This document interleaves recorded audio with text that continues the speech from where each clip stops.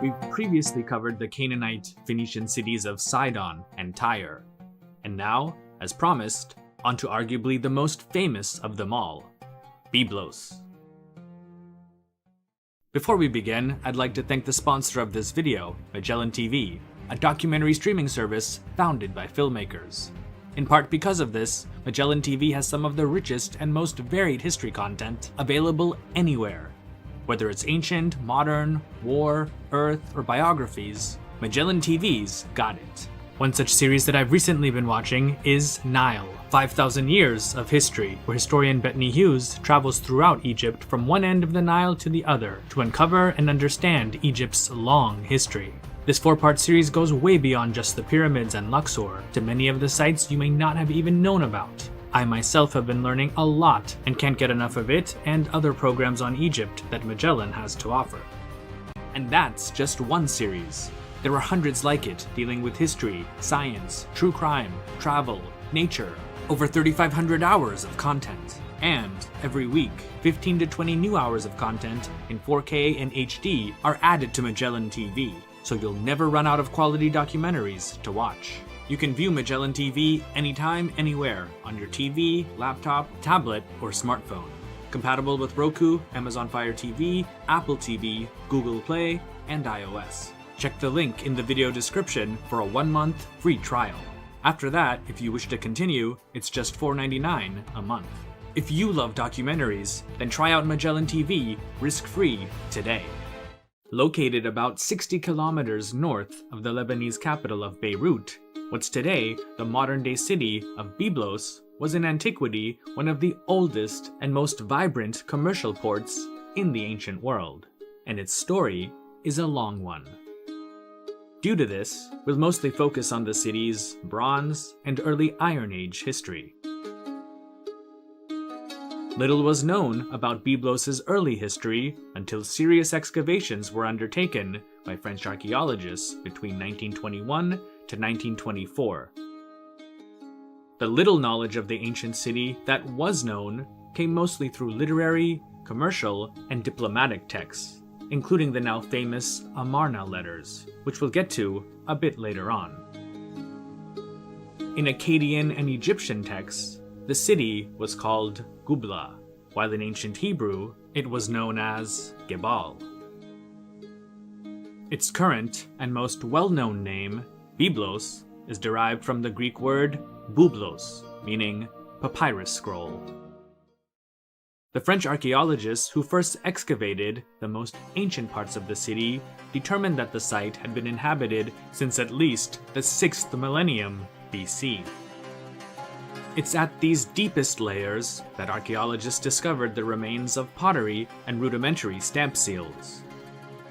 Though interesting discoveries, such objects tell us nothing about the political history of what at the time must have been little more than a small village.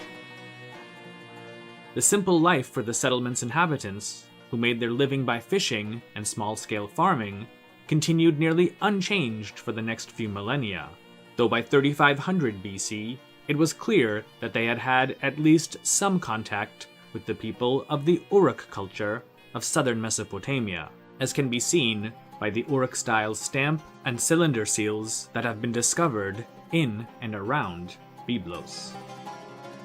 However, it's really around 3000 BC that the settlement that would become the great city of Byblos took shape and began to develop into a trade emporium that connected the Levant with Anatolia, Mesopotamia, and most notably, Egypt.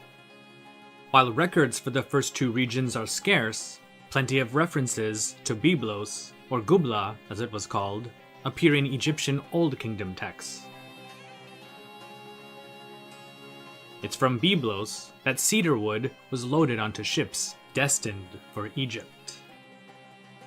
Around 2800 to 2700 BC, large, massive walls were erected around the city with at least 2 known gates, which scholars call the Sea Gate and the Land Gate. The most important building dating to this period was the temple of the goddess Balat Gebal, aka the Lady of Byblos.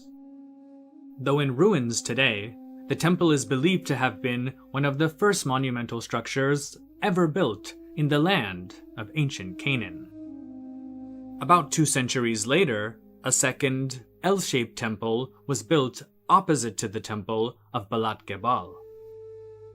Both, though, were destroyed about 600 to 800 years later by Amorite invaders. However, given Byblos' strategic location and commercial importance, the city and its religious institutions were rebuilt by the time of the Mid-Bronze Age, around 1600 BC. The Balat Gebal complex now contained at least 26 obelisks in its courtyard, which scholars are almost certain was due to Egyptian influence. Not only did the lucrative trade with Egypt resume, but new commercial links with Crete's Minoan civilization were also opened up, as can be seen by fragments of Minoan ceramics discovered in and around Byblos. As far as we know, Byblos was politically independent during this time, but after 1550 BC, the city, which for millennia already had commercial ties to the Kingdom of the Nile, became a vassal of the pharaohs of Egypt's New Kingdom. We know a great deal about this period due to many diplomatic and trade texts dating to this time, especially the now famous collection of royal correspondence known as the Amarna letters, in which Byblos and its mayor king, Rib-Hadda, appear quite often. Along with Byblos, Rib-Hadda was also in charge of other towns that surrounded his city, most of which were often under attack by men who answered to the warlord Abdi-Ashurta or his son, Aziru. Of the over 300 Amarna letters, 60 are attributed to Rib-Hadda and are mostly addressed to Pharaoh Akhenaten. In these letters, he informs the pharaoh of the malevolent actions of other regional actors against him and his city, along with requesting aid from the Egyptian king to protect Byblos from its many enemies. In one of his letters, Rib-Hadda addresses the pharaoh as follows: "May the lady of the city of Byblos grant strength to the king, my lord. At the feet of my lord, my sun god, 7 times, and 7 times have I fallen. May the king know that it is well with the city of Byblos, the loyal handmaiden of the king. But the hostility of the Hapiru troops against me is very fierce. So may the king, my lord, not keep silent concerning the city of Sumur, lest everyone join the Hapiru troops. Very fierce is the hostility against us, so may the king not keep silent concerning his cities." Rib-Hadda wrote many similar letters warning the king of the dangers to his city and requesting troop reinforcements, but to no avail. When he failed to get the attention of the pharaoh, he tried writing directly to Akhenaten's vizier. To Haya, the vizier, the message of Rib-Hadda: "At your feet I have fallen. May Amun, the god of the pharaoh, your lord, give you honor in the presence of the king, your lord. Look, you are a wise man. The king knows this, and because of your wisdom, the king sent you as commissioner. Why have you kept silent and not spoken to the king that he should send regular troops, that they should take the city of Sumur? Who is Abdi-Ashurta, the slave, the dog, that he should take the land of the king for himself?" Unfortunately, Rib-Hadda never got the support from Egypt that he requested, and eventually was forced to flee, or perhaps turned over to the rulers of Sidon by Aziru, the son of Abdi-Ashurta.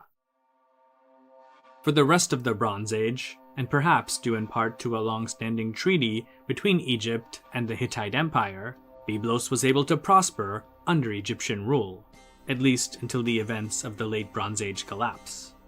Now, I know we've talked about these events in other programs, including those regarding other Phoenician cities, such as Tyre and Sidon, so I won't go into the details here.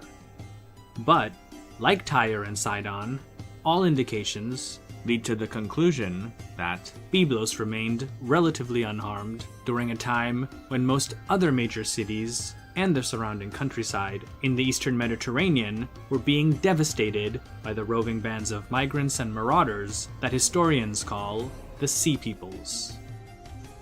Whether Byblos' rulers simply paid off the Sea Peoples to leave them alone hasn't been conclusively proven, but regardless, the city managed to survive, which gave its enterprising population a great advantage when the dust had settled.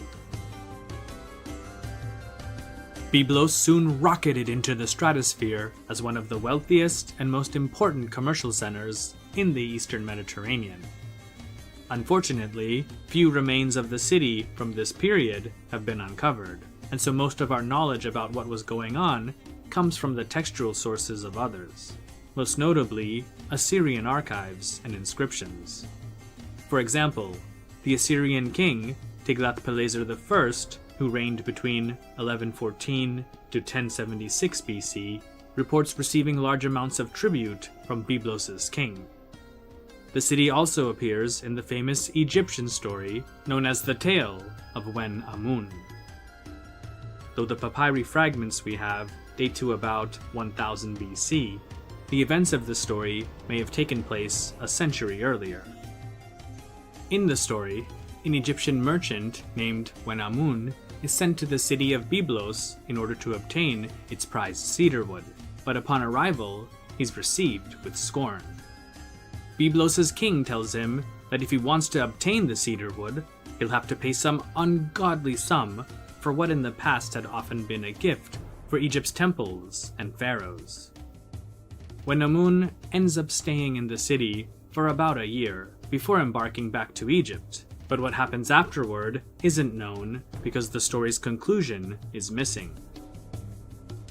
Similar to other Canaanite, Phoenician city-states, Byblos fell under Assyrian domination after 870 BC, which was around the time that the Neo-Assyrian king Ashurnasirpal II conquered the city. This, though, didn't sit well with several of the city's kings, who at times resisted their unwanted overlords. Most Assyrian kings, though, who valued wealthy Byblos' contributions to the state treasury, granted its rulers a great deal of autonomy, and for the most part, Assyrian rule provided a period of stability for the city that allowed it to prosper overall. After the fall of the Neo-Assyrian Empire, around 610 BC, Byblos eventually came under Babylonian and then, around 539 BC, Persian rule. There's a famous stela from the Persian period with the depiction of a king of Byblos named Yiha-Milk, where he's wearing Persian clothing and receiving blessings from the goddess Balat. Though the Persians ruled over the city for about 200 years, in 332 BC, Byblos submitted without resistance to Alexander of Macedonia, also known as Alexander the Great, and after his death would go on to become part of the Seleucid Empire. By then, though, Byblos' Canaanite, Phoenician character was rapidly being replaced with an increasingly Hellenized one, and by the time the Romans got there, a few centuries later, this unique identity had all but vanished. So, I hope that this short program gave you a glimpse into some of the more interesting aspects of Byblos' history. There's a lot more on the way, so stay tuned. Thanks so much to all of you